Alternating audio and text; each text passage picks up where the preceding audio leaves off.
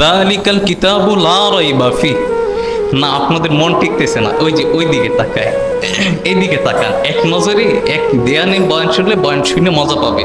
না হলে আমার তো শোর নাই, চেহারা নাই, কোনো কিছু নেই, আপনারা কি নিবে? তো অন্তত দুই একটা কোরআনের আয়াতের অর্থ যদি নিতে পারেন আল্লাহ কবুল করবেন।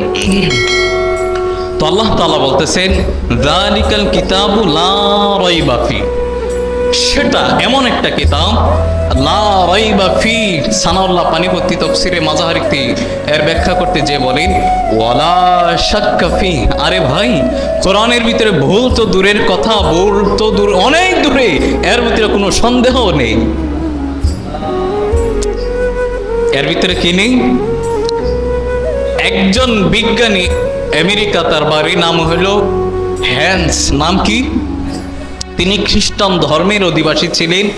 তিনি বড় একজন বিজ্ঞানী ছিলেন।